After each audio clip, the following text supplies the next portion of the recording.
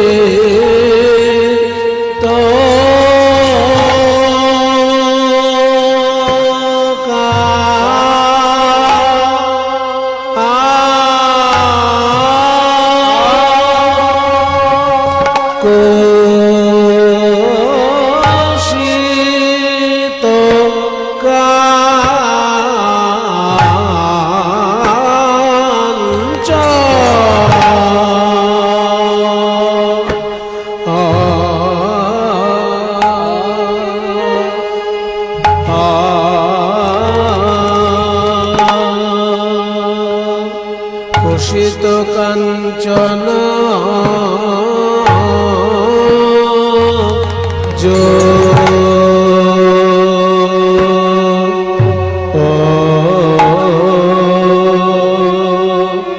কাঞ্চন জনু কুশিত কাঞ্চন জনু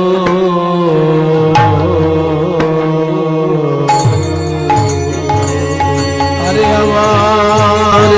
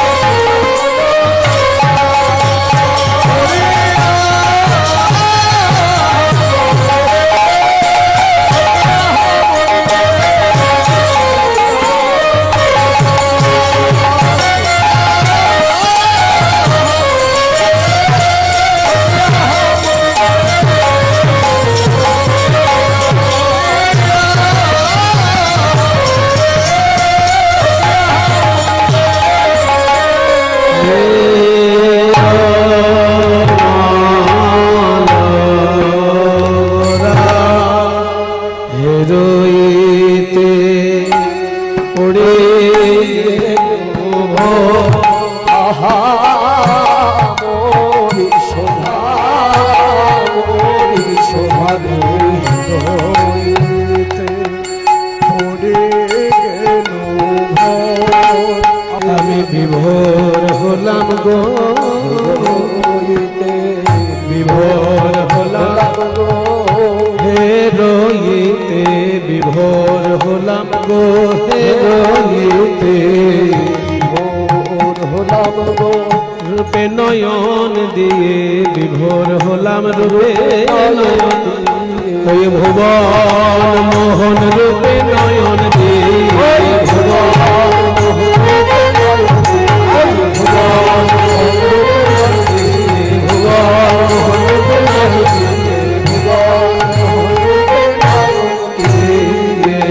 বিভোর হলাম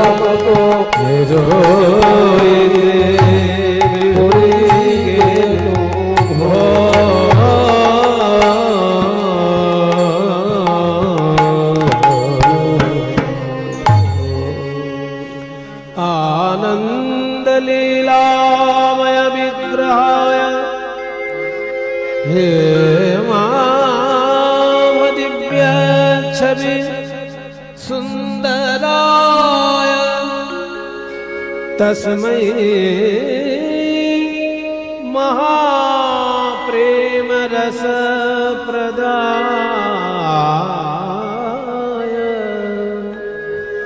चैतन्य चंद्राय नमो नमस्ते।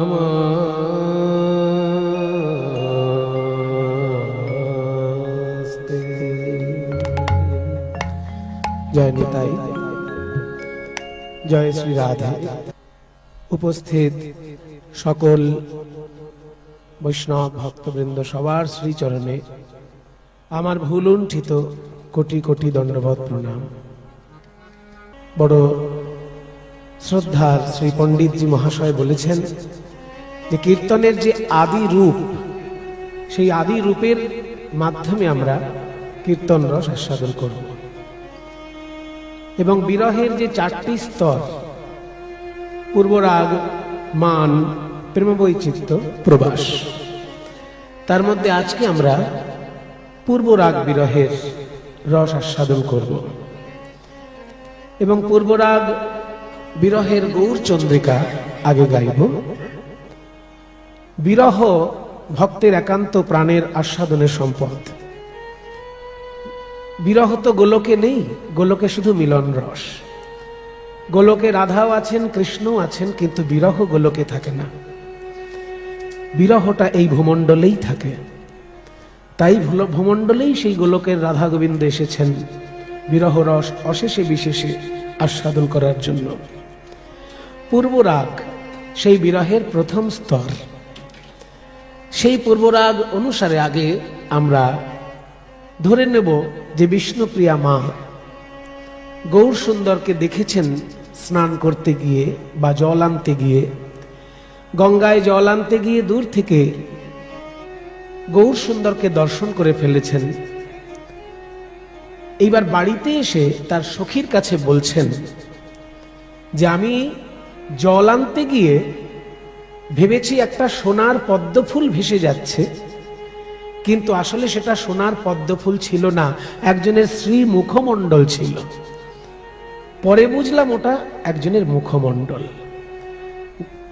গৌর সুন্দর এমন ভাবে বিরাজ করছেন সুরধনী জলে যে উপর থেকে সূর্যের আলো সরাসরি পড়েছে, তার শ্রী অঙ্গ জলে নিমজ্জিত, আর শুধু মুখমণ্ডল জলের উপরে ভাসছে। আর ওই মুখমণ্ডলে এমন ভাবে সূর্যালোক এসে পড়েছে যে দূর থেকে দেখে মনে হচ্ছে যেন সোনার পদ্মফুল ভেসে যাচ্ছে। এই ভেবে বিষ্ণুপ্রিয়া দেবী ওই সোনার পদ্মফুলের জন্য যখন ব্যাকুল হলেন, কাছাকাছি গিয়ে দেখলেন ওটা সোনার পদ্মফুল নয়, একজনের মুখমণ্ডল। আর লজ্জায় গুটিয়ে গিয়ে একদম লজ্জায় জিহ্বা দাঁত দিয়ে চেপে ধরে বাড়িতে ছুটে এসে তার প্রিয় সখী কাঞ্চনার কাছে বলছেন যে আজকে সুরধুনিতে গিয়ে জল আনতে গিয়ে ঘটনা ঘটলো একটা, তার সঙ্গে দুর্ঘটনা ঘটলো তিনটে। সেইটা নিয়েই গৌরচন্দ্রিকা। ঘটনা একটা, দুর্ঘটনা তিনটে।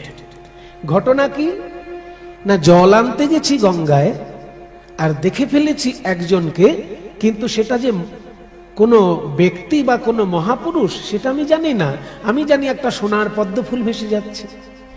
ভাবলাম আমার বাবা সনাতন মিশ্র, উনি তো বিষ্ণু পুজো করেন, আর পদ্ম ফুল মা লক্ষ্মীর প্রিয় ফুল, কাজেই ওনার কাজে লাগবে। এই ভেবে আমি ওই সোনার পদ্ম ফুলটা তুলে এনে বাবাকে দেব ভাবলাম, আর শেষে দেখি কি ওটা সোনার পদ্ম ফুল নয়, একজনের মুখমণ্ডল। তাই সখীরে, সর্বনাশের উপর সাড়ে সর্বনাশ হয়েছে। আমি পদ্ম ফুল মনে করে একজনের শ্রী মুখমণ্ডল দেখে ফেলেছি, আর তার সঙ্গে তিনটে দুর্ঘটনা ঘটে গেছে। বলে তিনটে দুর্ঘটনা কি? বলে প্রথম দুর্ঘটনা হলো, শ্রী গৌর সুন্দরের মুখমণ্ডল যদি সোনার পদ্ম হয়, তাহলে তার জোড়া ভুরু দূর থেকে দেখে মনে হচ্ছে যেন একটা ছোট্ট বিষাক্ত সাপ। এমন ভাবে ভুরু কুঁচকে তাকালো, মনে হচ্ছে যেন একটা সাপ এসে আমাকে দংশন করলো। তাই পদকর্তা বলছেন, নিরমল গোরা তনু কোষিত কাঞ্চন জনু হেরইতে পড়ি গেনু ভোর। নিরমল মানে নির্মল, গোরা তনু গৌরাঙ্গের শ্রী অঙ্গ, কোষিত কাঞ্চন জনু, সোনাকে যখন খাদমুক্ত করা হয় তাকে বলে কোষিত কাঞ্চন। খাদমুক্ত সোনা, খাঁটি সোনা, খুব বেশি আসল সোনার রূপটা ধরা পড়ে তাতে। তো সেই খাঁটি সোনাকেও যেন জয় করেছে গৌরাঙ্গের রূপ, কোষিত কাঞ্চন জনু হেরইতে, দেখতে গিয়ে পড়ি গেনু ভোর, বিভোর হয়ে পড়লাম। আর ওই গৌরাঙ্গের মুখমণ্ডলের ভুরুটা যেন সাপ হয়ে আমায় দংশন করলো। ভাঙ ভুজঙ্গমে দংশল মধু মনে। খেয়াল করবেন ব্যাপারটা, দংশল মধু মনে। এ এমন সাপ যে হাতে কামড়ায়নি, পায়ে কামড়ায়নি, মনে কামড়েছে। ভাঙ ভুজঙ্গমে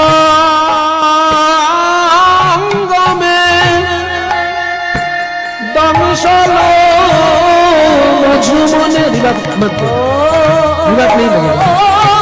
ভাঙ ভুজঙ্গমে দংশল মধু মনে। ভাঙ, ভাঙ মানে ভুরু। এখানে কিন্তু ভাঙ মানে ভুরু, ভয়াকার উঙ, ভাঙ। পদাবলী সাহিত্যে ভাঙ শব্দের অর্থ ভুরু, কারণ ওই ভাঙ শব্দটা হিন্দি থেকে এসেছে। হিন্দিতে ভাও হে মানে ভুরু, হিন্দিতে ভাও হে ভুরু, সেখান থেকে পদাবলী সাহিত্যে ভাঙ মানে ভুরু। ভাঙ ভুজঙ্গমে, গৌরাঙ্গের ভুরুটা যেন সাপ হয়ে দংশল মঝুমনে, দংশল মঝুমনে।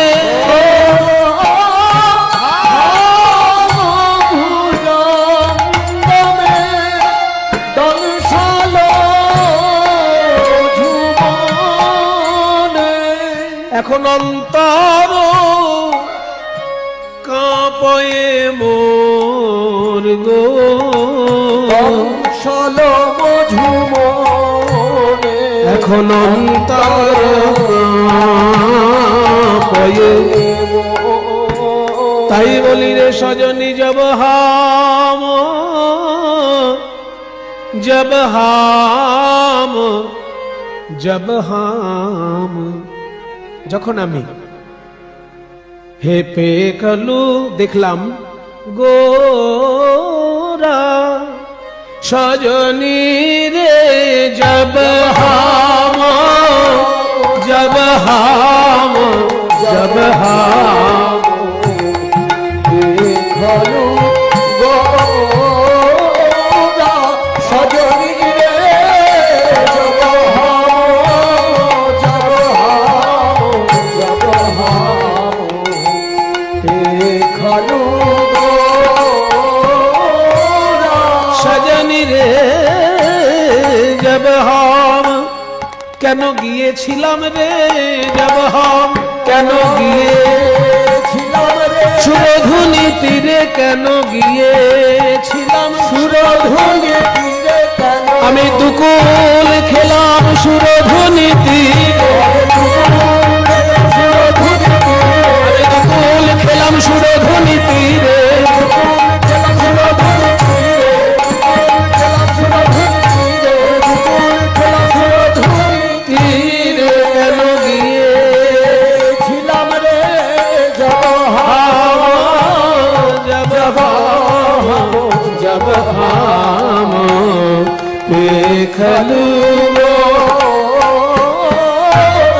সজনী রে আকুল দিকো আকুল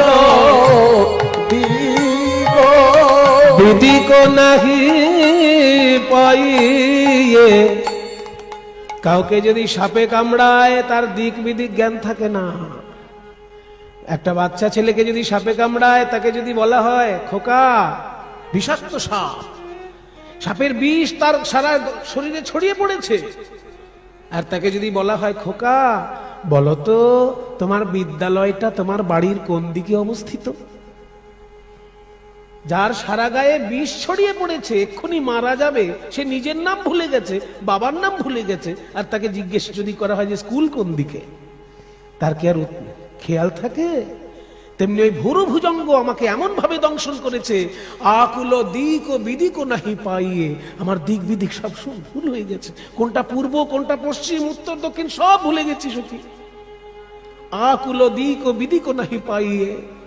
এখন মদন লালসে মন ভোরা, মদন লালসে মন ভোরা, সজনী রে মদন। সারা জীবন দেখেছি সাপে যদি কাউকে কামড়ায়, সাপ দেখলে তার ওই সাপের উপর ক্রোধ হয়, যে সাপটা আমাকে কামড়েছে আমি যদি তাকে দেখতে পাই তাকে মারবই। কিন্তু এ সাপ কেমন সাপ রে, যে আমায় দংশন করেছে বলে সেই সাপটিকে আর একবার দেখতে ইচ্ছে হয়। শুধু দেখতে ইচ্ছে হয় না, ওই সাপকে কাছে ফেলে একবার হৃদয়ে ধরতে বাসনা হয়। তাই বলি মদন লালসে মন ভোরা, সজনী রে মদন বলে হায় আমার এ কি, আমারে কি হলো রে মদন, বলি হায় আমারে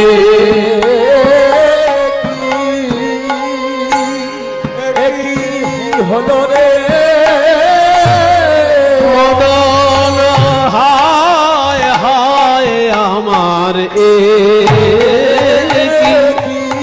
ওই ভুবন মোহন রূপ সদাই আমার হিয়ায় যাবে, হায় আমার ওই রূপ সদাই আমার হিয়ায় যাবে। আমি তিলেক বাঁশরিতে নারী গো সদাই আমার হিয়ায় যাবে, তিলেক বাঁশরিতে নারী গো সদাই আমার হিয়ায় যাবে, তিলেক বাঁশরিতে নারী গো সদাই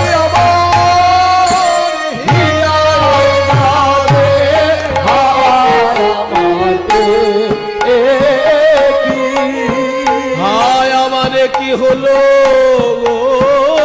মদন লালসে মন ভোরা। কাঞ্চনা বলছে শোন বিষ্ণুপ্রিয়া, তুই কিন্তু বললি একটা ঘটনা, তার সঙ্গে তিনটে দুর্ঘটনা, তুই কিন্তু এখনো দুটো দুর্ঘটনা বলিস নি। আমরা তোর বান্ধবী তো পুরোটা শুনবো, শুনতে যখন বসেছি পুরোটা শুনবো। তোর প্রথম দুর্ঘটনা হলো যে গৌরাঙ্গের বদনটা সোনার পদ্ম ফুল বলে মনে হয়েছে, আর সেখানে ভুরুটা যেন কালো সাপ হয়ে তোকে দংশন করেছে। তাহলে আর দুটো দুর্ঘটনা কি? বলে আমার দ্বিতীয় দুর্ঘটনা হলো ওই ভুরুর ঠিক নিচে ছিল তার নয়ন। সেই নয়ন যখন আমার নয়নে এসে পড়লো, কি মনে হলো জানিস? অরুণিম লোচনে তেরছ অবলোকনে, অরুণিম লোচনে তেরছ অবলোকনে, বিন্ধে কু কুসুম সরসাধে সজনী রে বিন্ধে কুসুম সরসা সজনী রে বিন্ধে। তার ওই দুটি নয়ন যেন মনে হলো তীক্ষ্ণ তীক্ষ্ণ দুটি বাণ আমার হৃদয়ে এসে বিদ্ধ হয়েছে। বিন্ধে কুসুম সরসাধে আহামরি রে বিন্ধে কুসুম সরসা আহামরি রে বিন্ধে। ঠিক আছে, গৌরাঙ্গের ভুরুটা সাপ হয়ে দংশন করেছে, তার নয়নটা বান হয়ে বুকে বিঁধেছে। আর একটা দুর্ঘটনা কি বলে, এখনো শোনার ইচ্ছে হচ্ছে তোদের? এই তোরা আমার বান্ধবী? ঠিক আছে, শোন তাহলে। তৃতীয় দুর্ঘটনা হলো, ওই যে বললাম সাপে কামড়ালে দিক বিদিক জ্ঞান থাকে না। আমি ভাবছি সাপে কামড়েছে, বুকে বান বিঁধেছে, তো আমি তো আর বাঁচবো না, মরবো তো এই গঙ্গার ঘাটে। মরবো কেন? আমি মায়ের কোলে মাথা রেখে মরবো। এই ভেবে আমি যখন বাড়ির দিকে আসতে গেলাম, আমি ভাবছি আমার পা যাচ্ছে বাড়ির দিকে, কিন্তু আমার পা দুটো চলেছে গঙ্গার গভীরের দিকে। জীবইতে জীবনে কেহ নাহি পাওলু, জীবইতে জীবনে কেহ নাহি পাওলু, তাই ডুবনু গঙ্গায় অগাধে। আহামরি রে গঙ্গা অগাধে, গঙ্গা অগাধে। কোন গঙ্গা? আমি অগাধ গঙ্গা জলে ডুবে মরলাম। তোরা ভাবছিস কি ওই ঘোলা জলের গঙ্গা? না না, গৌর প্রেমের গঙ্গায় ডুবে ডুবে মোলাম গো, ডুবো গৌর প্রেমের গঙ্গায় ডুবে। হা গৌরাঙ্গ যা করো বলে আমি জন্মের মতো বিকাইলাম গো,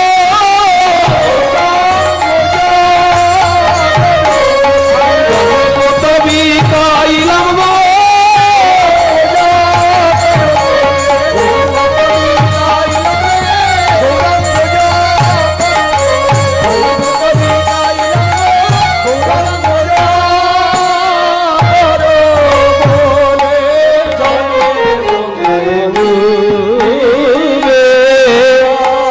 ডুবে মোলাম গো, ডুবনু গঙ্গায় অগাধে। আচ্ছা ঠিক আছে, বুঝতে পেরেছি। কপাল কপাল কপাল, কপালে যদি 3 রকমের মরণ লেখা থাকে তো কার কি করার আছে? সাপে কামড়ালে লোক মরে, জলে ডুবলে লোক মরে, বান বিঁধলে লোক মরে। আর তোকে সাপেও কামড়েছে, তুই বানও বিঁধেছে, আবার জলেও ডুবেছিস। কি করবি বিষ্ণুপ্রিয়া? কপাল তোর এইরকম। তবে শুনেছি হরি নামে যেমন হরি নামে, তেমনি গৌর নাম করলে গৌরকে পাওয়া যায়। তুই এখন প্রাণ ভরে গৌর নাম কর, ঠিক তুই গৌরকে পাবি। বিষ্ণুপ্রিয়া দেবী বলছে, সেটাই তো বলছি। আমায় সাপে কামড়েছে, তার কোনো মন্ত্র জানিস যদি বল, আর বান বিঁধেছে তার যদি ঔষধ জানিস বল। মন্ত্র মহ ঔষধে তুহু জানসি যদি, মঝু লাগি করবি উপায়। প্রিয় সখী রে মঝু লাগে করবি উপায়। প্রিয় সখী রে বাসুদেব ঘোষে কহে, বাসুদেব ঘোষে কহে, শুনো শুনো এ সখী বাসুদেব ঘোষে কহে, শুনো শুনো ওই গোড়া লাগি প্রাণ মোর যায়। সখী রে গোড়া লাগি, গোড়া লাগি, গোড়া লাগি, গোড়া লাগি প্রাণ মোর যায়, প্রাণ মোর যায় রে। চৈত্রমাত্রার মাতান বাজান।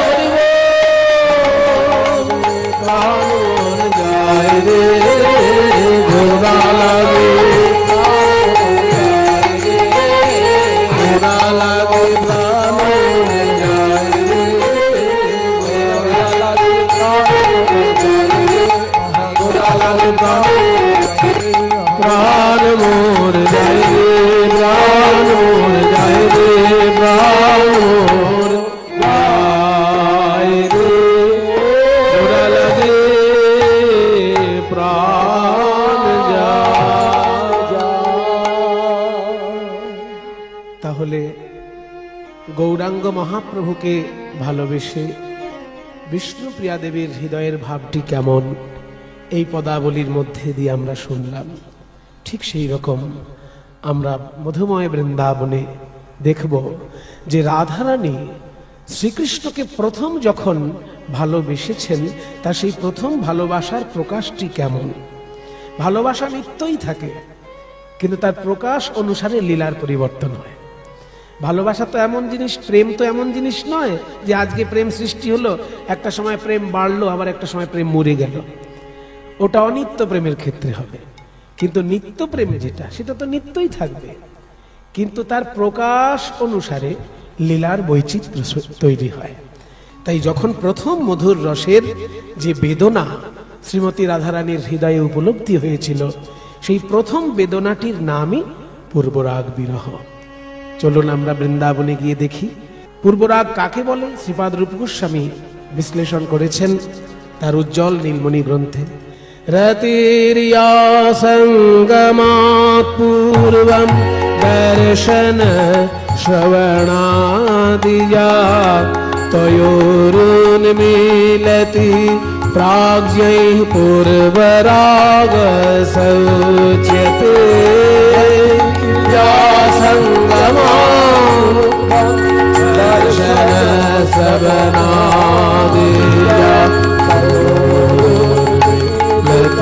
प्राज्ञैः पूर्वराग सौच्यते। हरि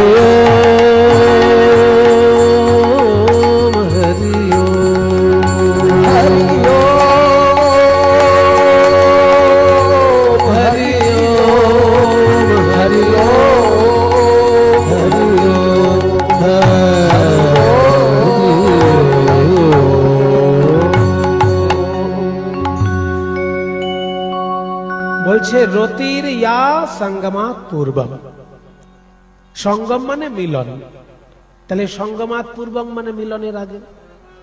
রতির ইয়া যে রতি অর্থাৎ যে প্রেম মিলনের আগে পর্যন্ত স্থায়ী হবে তাকে বলে পূর্বরাগ।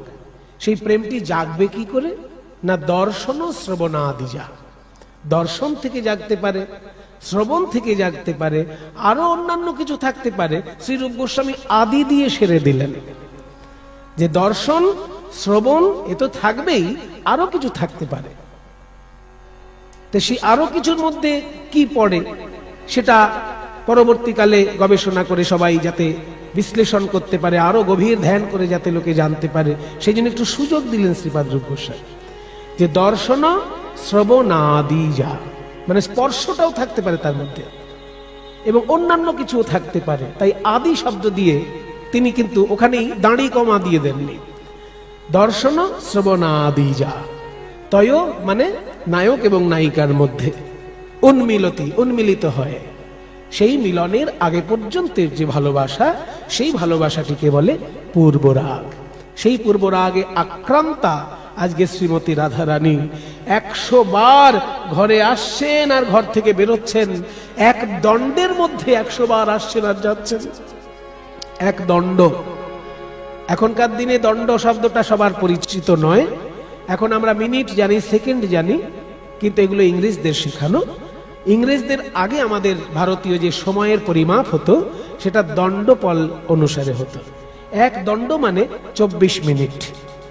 কাজেই দণ্ডে 100 বার মানে 24 মিনিটের মধ্যে 100 বার রাধারানী ঘরে আসছেন আর ঘর থেকে বেরোচ্ছেন। এতখানি তার মন চঞ্চল। এখন যে জিনিসটা আমরা গাইব এটা কিন্তু এখনকার দিনে অপ্রচলিত হয়ে যাচ্ছে, আগেকার দিনে ছিল। গৌরচন্দ্রিকার পর কৃষ্ণলীলায় প্রবেশ করতে গেলে একটা রাগে এবং তালে মেলবন্ধন ঘটানো হতো গায়কের সঙ্গে বাদকের। সেইটার নাম ছিল সুর মেল। আসলে ওটা প্রাচীন শাস্ত্রীয় সঙ্গীতের শ্রী মেল অন্তর্গত। প্রাচীন শাস্ত্রীয় সঙ্গীতে যে শ্রী মেল ছিল, এখনকার শ্রী রাগ আর প্রাচীন শ্রী রাগ এক নয়। এখনকার শ্রী রাগে কড়িমা লাগে, কোমল ধা লাগে এবং কোমল রে লাগে, কিন্তু প্রাচীন শ্রী মেল যেটা সেখানে কোমল গা থাকতো এবং কোমল নি থাকতো, ধা শুদ্ধ থাকতো, মাও শুদ্ধ থাকতো। সেই জন্য প্রাচীন শ্রী মেল যেটা সেটা তিয়ট তালে আলাপ করে তবে কৃষ্ণলীলায় প্রবেশ করা হতো। সেটাকে শ্রীমেল আলাপ বলা হতো। পরে চলতি ভাষায় সেটা সুরমেল হয়ে দাঁড়ায়। সেই সুরমেলটা রেথে তায়ে নায়ে দিয়ে গাওয়া হতো, শ্রীখোলে তিয়ট তাল বাজতো। সেইটা আমরা গিয়ে কৃষ্ণলীলায় প্রবেশ করছি। রেথে তায়ে নায়ে নায়ে নায়ে নায়ে নায়ে নায়ে নায়ে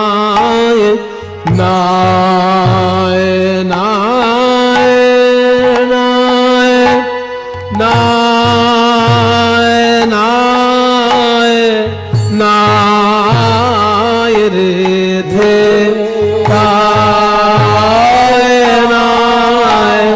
তায়ে নায়ে নায়ে রেধে রে নায়ে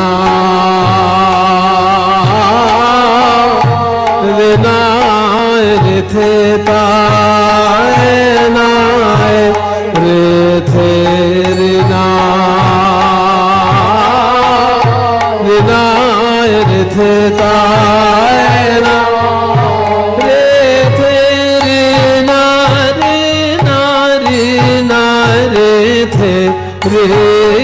নায়ে রেধে তায়ে নায়ে রেধে রে নারে নারে রেধে রে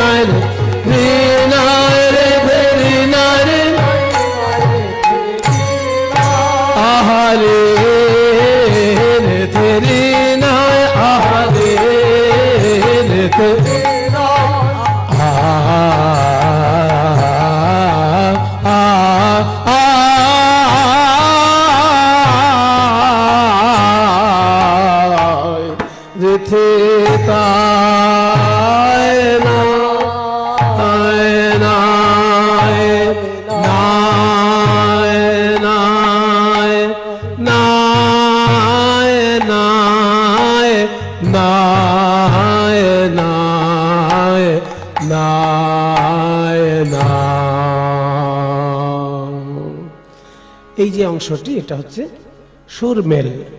এগুলো আগেকার দিনে গৌরচন্দ্রিকা শেষ করে কৃষ্ণলীলায় প্রবেশ করার সময় করতে হতো।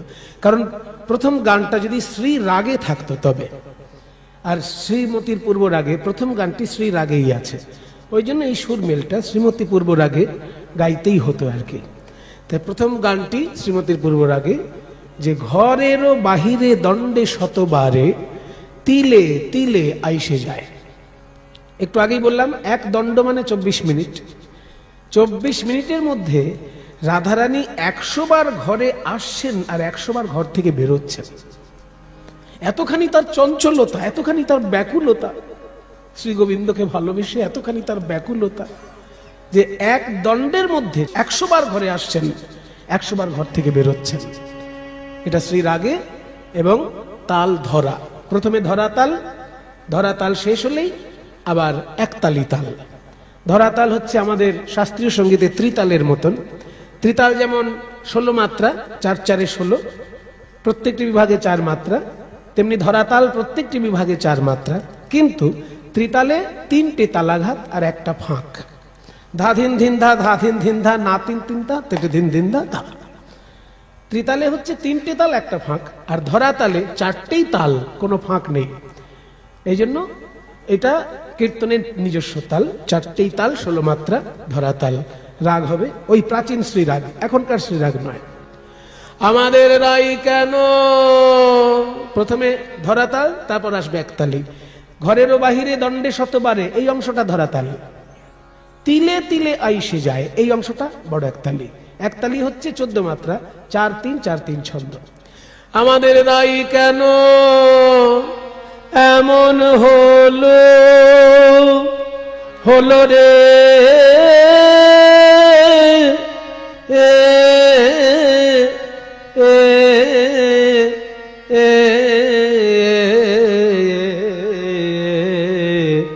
এ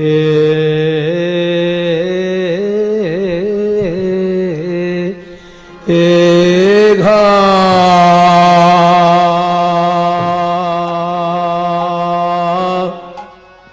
রে রো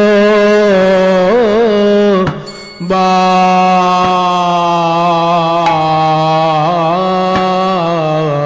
হিরো রাই কেন ঘরের বাহির বাহির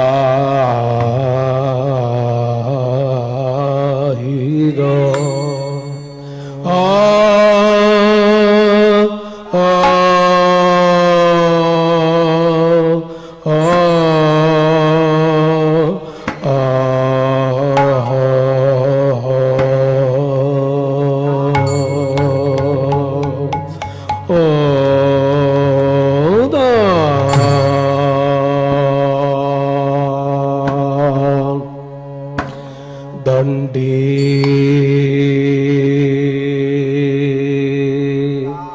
কেন দণ্ডে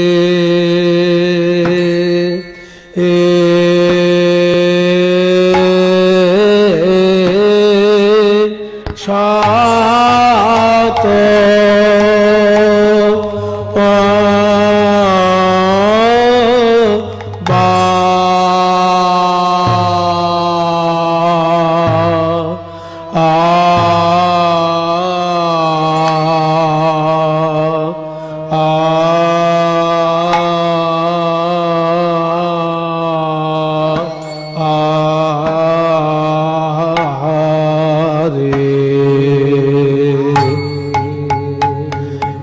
শত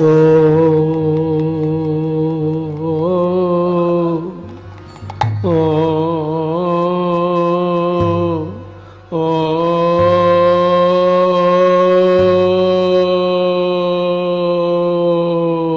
বা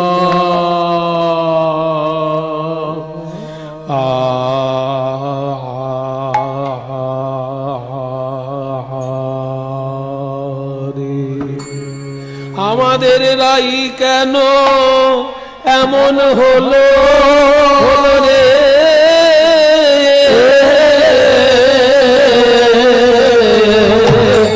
আমাদের রায় ধনী কেন, রায় ধনী কেন, রাজনন্দিনী কেন, রাজুবালা কেন, রাজুবালা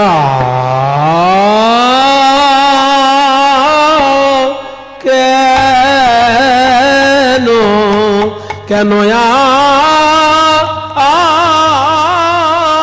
আজ এমন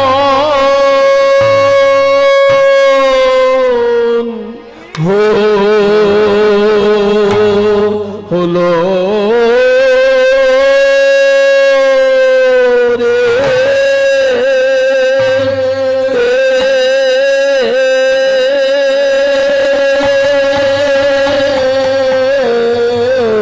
রাই তো আগে এমন ছিল না, ছিল না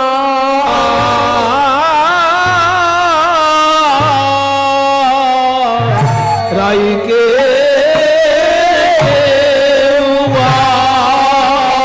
কিছু কেউ বা কিছু করে, কেউ বা কিছু করে দিলে আমাদের রাইকে অবলা সরলা পেয়ে রে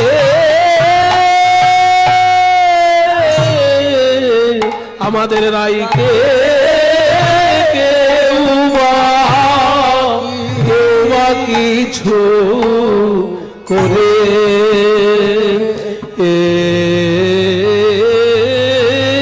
দিলে, আমাদের রাইকে কেউ বা কিছু করে দিলে নাকি গো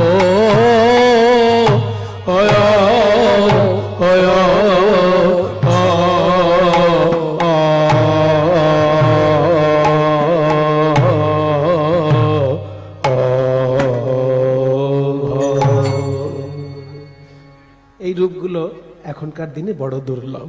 আমি এটা শিখেছিলাম শ্রী নীলমণি দাস মহাশয়ের কাছে।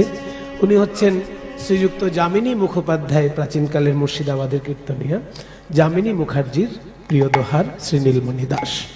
এটা ধরাতাল। এর পরের অংশটা একতালি। একতালি হচ্ছে কীর্তনের একটি আশ্চর্য তাল।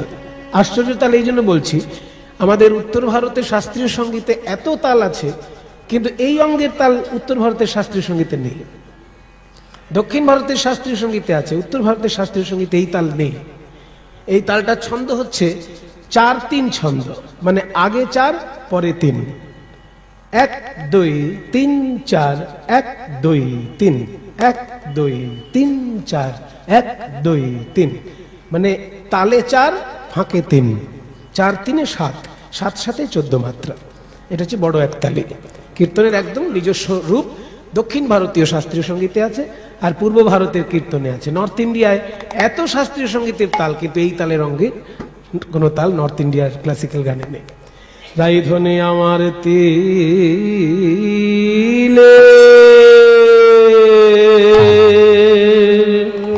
তিলে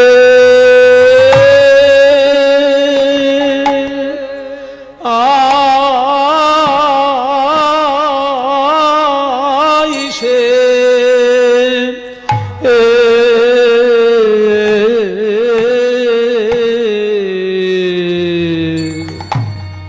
আইসে যা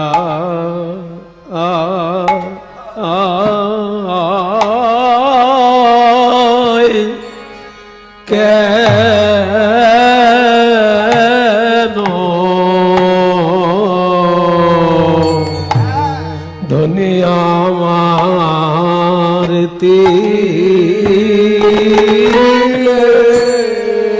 আমাদের রাই ধনী কেন আইসে, আমাদের রাই ধনী কেন আইসে যায়, বার বার কেন আইসে যায়, বার বার একদম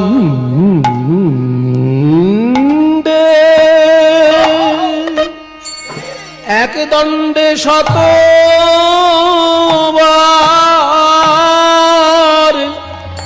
কেন আইসে যায়, বার বার এক দণ্ডে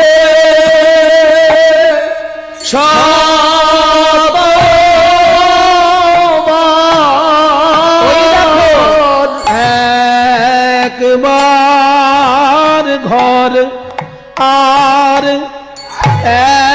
একবার দুয়ার দণ্ডে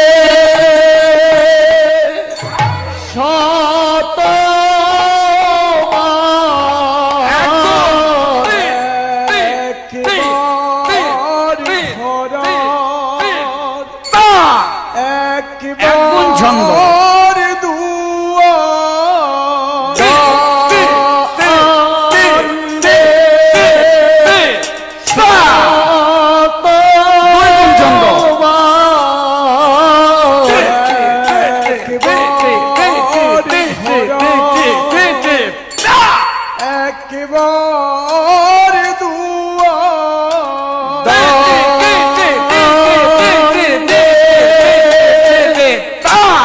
শত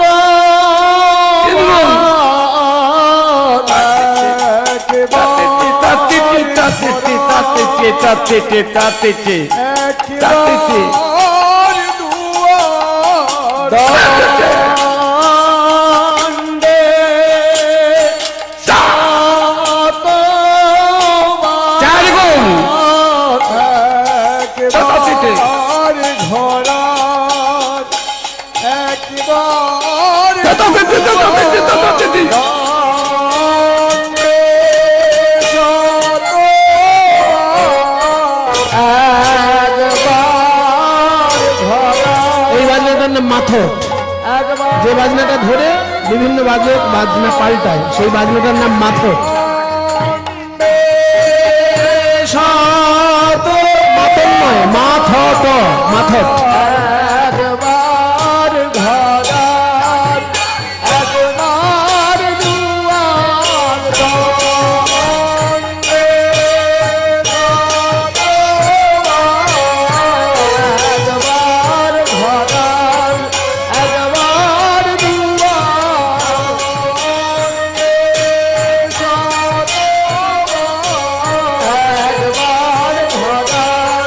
একবার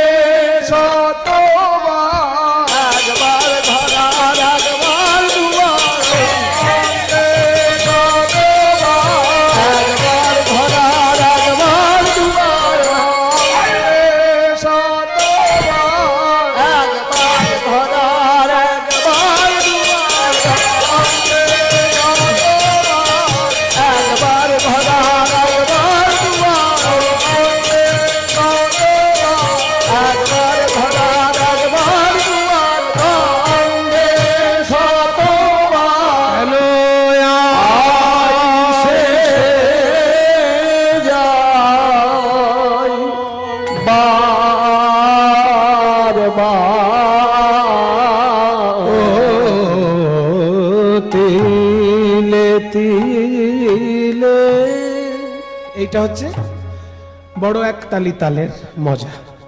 এবার একতালেই ছোট রূপে বাকি গানটা গাওয়া হয়। মন চাটন, ছোট একতালি। রায়ের নিঃশ্বাস সাঘন,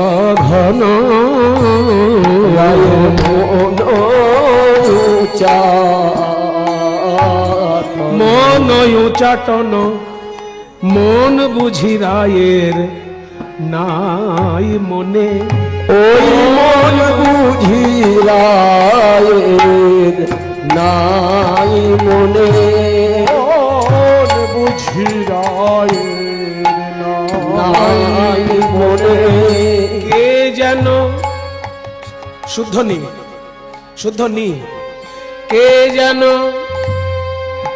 যেন বসেছে মনের মাঝখানে, মন বুঝি রায়ের নাই মনে। কে বসেছে মনের মাঝখানে, রায়ের মনকে করি সিংহাসনে, কে বসেছে মনে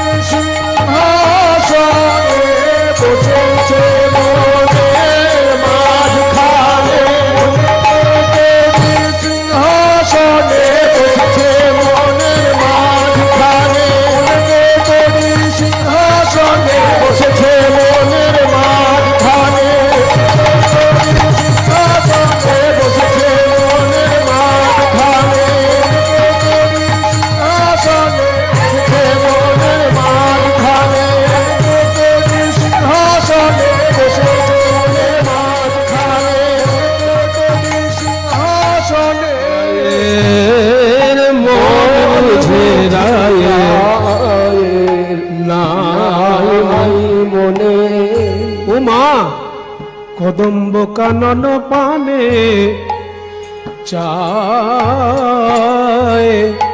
কেন কদম্ব কদম্ব কানন পানে চায়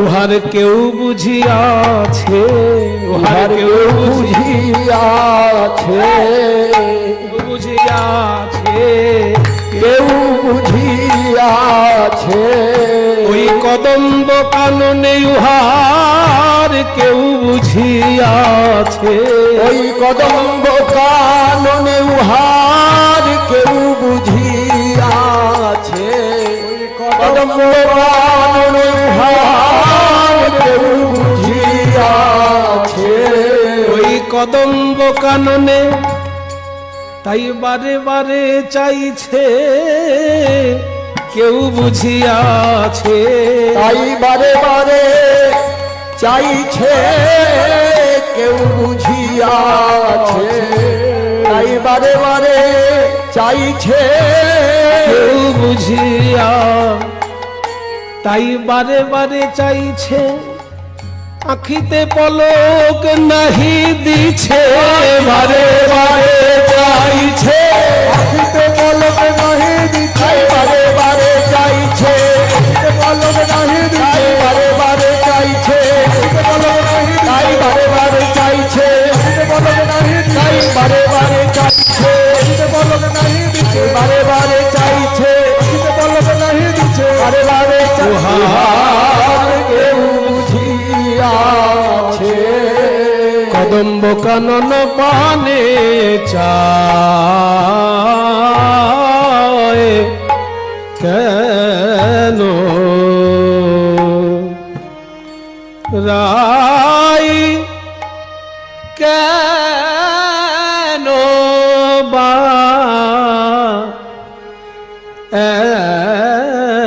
এমন হইলা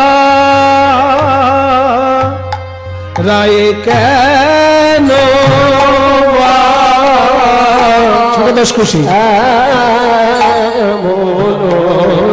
ছোট দাস খুশি হইলা রায় কেন বা এমন হইলা, কেন এমন হইলা গুরু দুরুজন ভয় নাহি মন, দুর্জন গুরুজন জটিলা। শাশুড়ি ভাগ্য তো সবার ভালো হয় না, আমাদের রাধারানীর শাশুড়ি ভাগ্যটি ভালো নয়। যেমন শাশুড়ি তার দ্বিগুণ হচ্ছে ননদী, দুর্জন গুরুজন, আর তাদের সামনে ঘোমটা দিচ্ছে না, এত বড় সাহস। গুরু দুরুজন ভয় নাহি মন, গুরু জন ভয় নাহি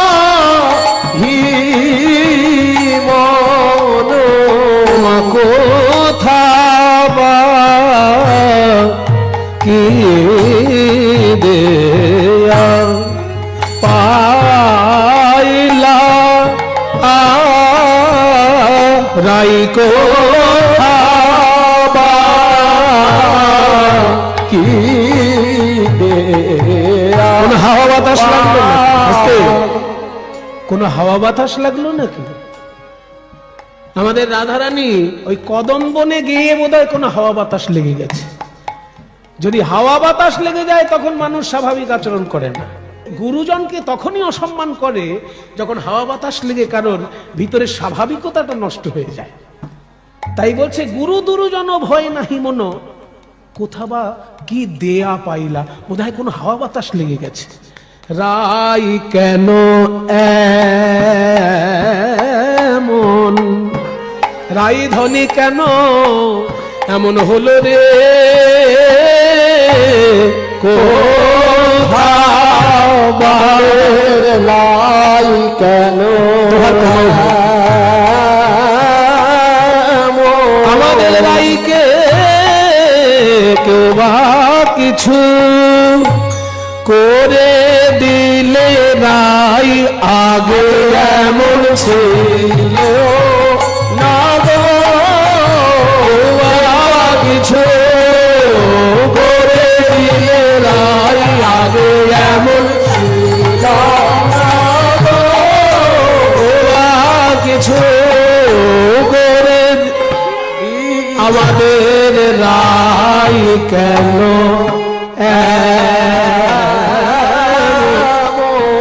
কেন এমন হলো গোথাবা কি দেয়া পাইলা,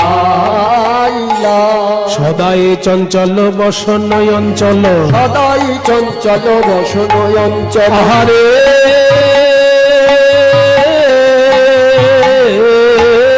সদাই চঞ্চল বসন আহারে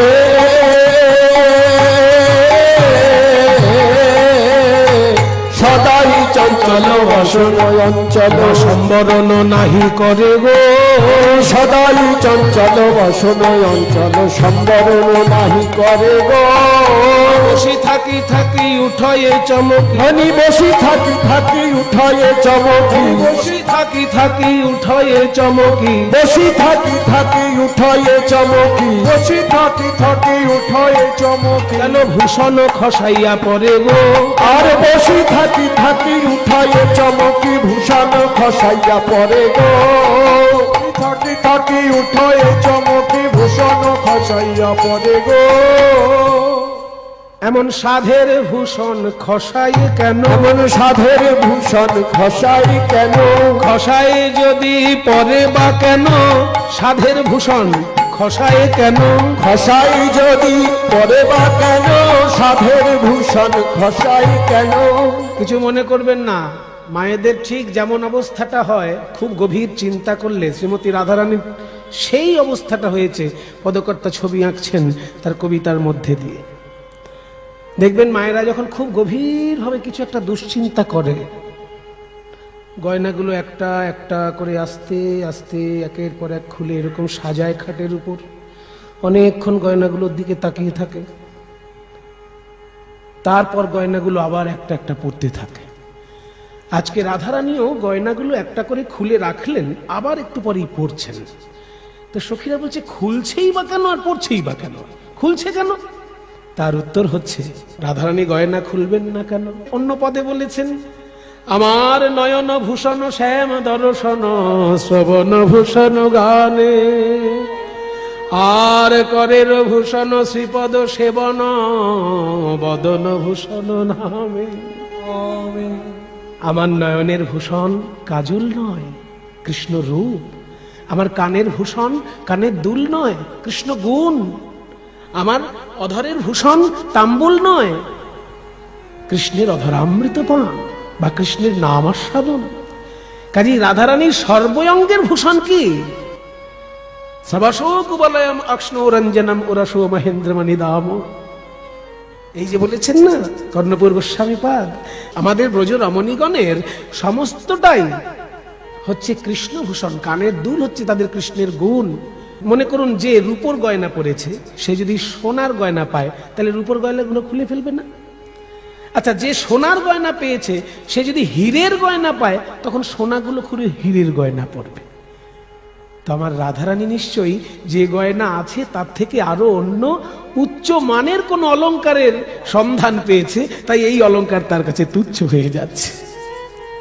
কাজ কি ভূষণে সখী, কাজ কি ভূষণে, আমার মন যা করে শ্যামের তরে পরা নেতা জানে। তার ভূষণে কি কি কাজ আছে গো, ও গো আমার কাজ কি ভূষণে সখী আমার কাজ কি তার ভূষণে কি যেজন যাবে কৃষ্ণ দর্শনে তার ভূষণে কি। মুর্শিদাবাদের বিখ্যাত গায়িকা রাধারানী দেবী, তার কণ্ঠে এই গানটি আছে। বলছে তার ভূষণে কি কাজ আছে যে যাবে কৃষ্ণ দর্শনে। তাই রাধারানী কোন উচ্চ মানের উন্নত মানের গয়না পেয়েছেন বলে এই গয়নাগুলো খুলে ফেলছেন। বলছে তাহলে আবার উল্টে পড়ছে কেন? পড়ছে কেন? এই গয়নাগুলো পরলে যদি প্রাণ গোবিন্দের ভালো লাগে, তার সুখের কথা চিন্তা করে গয়নাগুলো পড়ছে। আত্মেন্দ্রিয় প্রীতিবাঞ্ছা তারে বলি কাম, আর কৃষ্ণেন্দ্রিয় প্রীতি ইচ্ছা ধরে প্রেম নাম। নিজের ইচ্ছা নাই গয়না পরতে, কিন্তু যাকে দেখেই এসেছে তার সুখের জন্য গয়নাগুলি আবার পরছেন।